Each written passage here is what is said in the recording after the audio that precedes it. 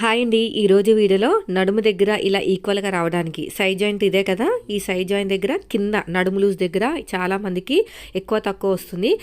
ఈ ప్రాబ్లం అనేది ఎప్పుడు వస్తుందంటే బ్లౌజ్ హైట్ పెంచినప్పుడు వస్తుందండి. అయితే నేను కావాలని హైట్ అనేది పెంచలేదు, అంటే హైట్ పెంచాను కానీ నాకు సైడ్ జాయింట్ దగ్గర నేను షేప్ బెల్ట్ దగ్గర హైట్ పెంచమంటాను కదా, అది పెంచలేదనమాట. మీకు కావాలని వీడియో కోసం పెంచలేదు, నేను ఎలాగ అడ్జస్ట్ చేసి కుడతానని చెప్తాను. చూడండి, నేను హ్యాండ్ లూజ్ దగ్గర కరెక్ట్గా పెట్టేశాను. ఎంత వచ్చింది? 1/2 ఇంచు అనేది హెచ్చు తగులు వచ్చింది. యాక్చువల్గా నేను 1/2 ఇంచ్ హైట్ పెంచాను, కానీ నేను సైడ్ జాయింట్ దగ్గర హైట్ అనేది 1/2 ఇంచ్ ఎందుకు తక్కువ వచ్చిందంటే నేను షేప్ బెల్ట్ దగ్గర ఎక్కువ పెంచలేదు. అలా పెంచకపోతే ఏం జరుగుతుందో ఇప్పుడు చూపించాను కదా, ఇలాగ ప్రాబ్లం వస్తుంది. ఈ ప్రాబ్లం వచ్చిన తర్వాత ఎలాగ సాల్వ్ చేయాలనేది చాలామందికి తెలియదండి, ముఖ్యంగా కొత్త వారికి అస్సలు తెలీదు. అయితే నేను చెప్తాను చూడండి.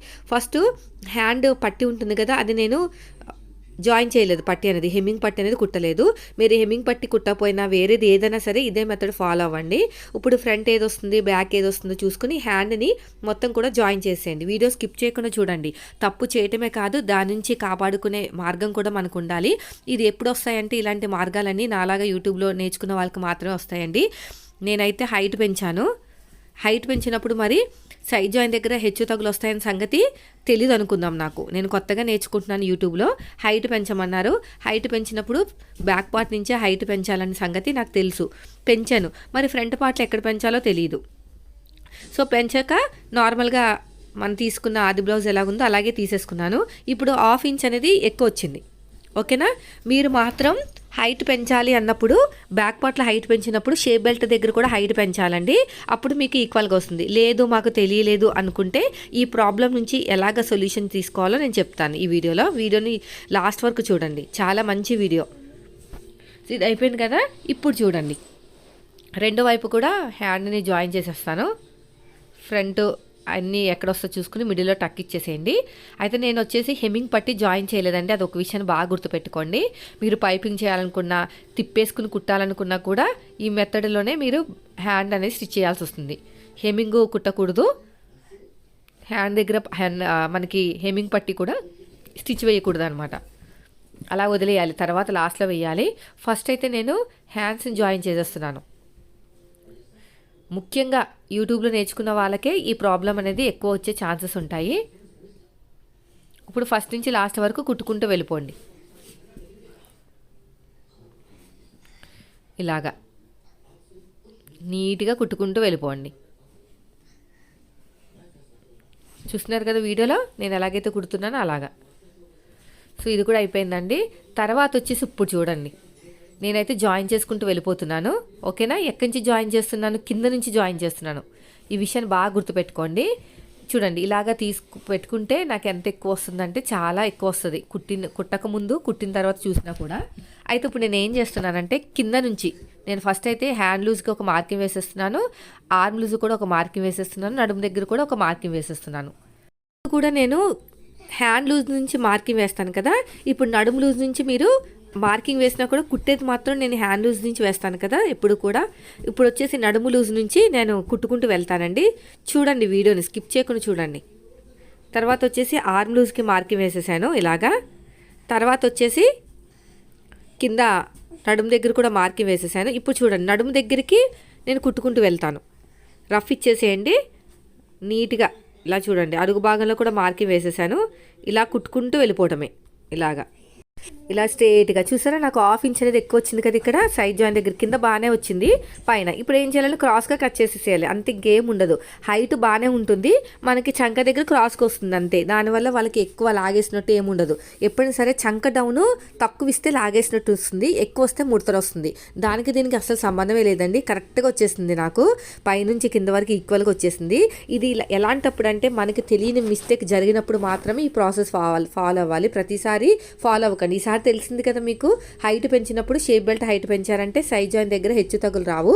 అయితే ఇక్కడ ఏంటి, నేను నాకు తెలియక మర్చిపోయాను అనుకుందాం. తెలియక మర్చిపోతే ఈ పని చేయాలి. నేను వీడియో కోసం కావాలని హైట్ పెంచలేదండి, షేప్ బెల్ట్ హైట్ అనేది మీకు ఒక మంచి వీడియో రావాలని చెప్పేసి. ఇప్పుడు నేనైతే హెమ్మింగ్ పట్టి స్టిచ్ వేసేస్తున్నాను చూడండి. వీడియో స్కిప్ చేయకుండా చూడండి. వీడియో నచ్చితే మాత్రం లైక్ చేయండి ఫ్రెండ్స్. కానీ బ్లౌజ్ ఎలా కుదిరిందో ఏంటని డౌట్ రావచ్చు కదా, చాలా బాగా కుదిరింది. ఎలాంటి కంప్లైంట్స్ రాలేదు. నేను పైగా నాకు ఇంకొక 2 బ్లౌజులు కూడా సేమ్ ఇలాగే కుట్టమన్నారు. ఎందుకంటే ఫస్ట్ ఇది బ్లౌజ్ కుట్టించాను. యాక్చువల్గా ముందు ఒక బ్లౌజ్ కుట్టాను.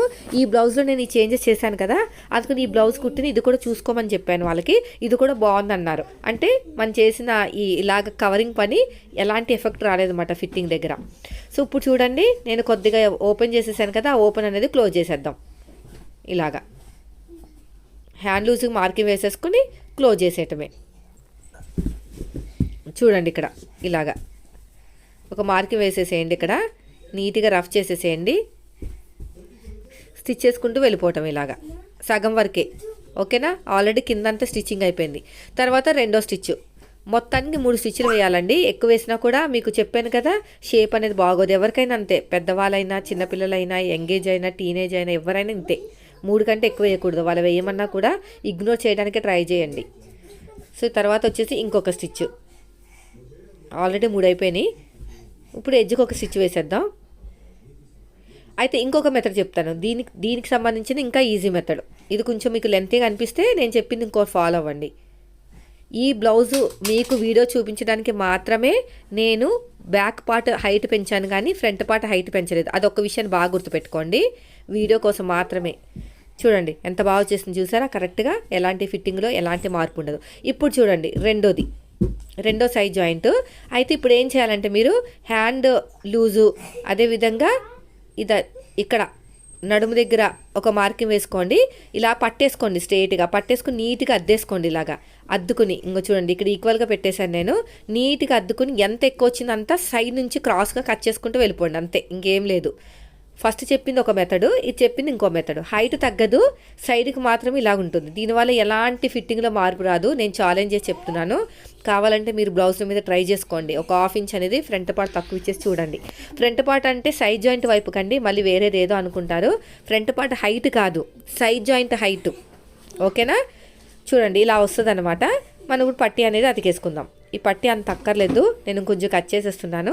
మళ్ళీ చెప్తున్నాను, సైడ్ జాయింట్ వైపు మాత్రమే. మళ్ళీ ఫ్రంట్ పార్ట్ అంటే షేప్ దగ్గర అనుకోగలరు. అక్కడ కానీ తక్కువ చేశారంటే షోల్డర్ కుట్టు ముందుకు వస్తుంది, చెస్ట్ ఏమో పైకి ఎత్తేస్తుంది.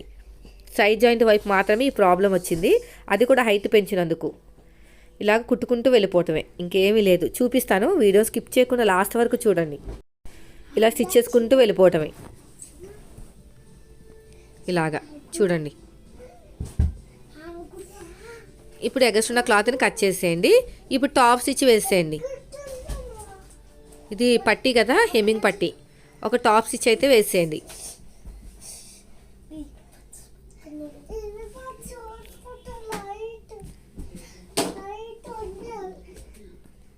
ఇలాగ స్ట్రైట్గా స్టిచ్ చేసుకుంటూ వెళ్ళిపోవటం.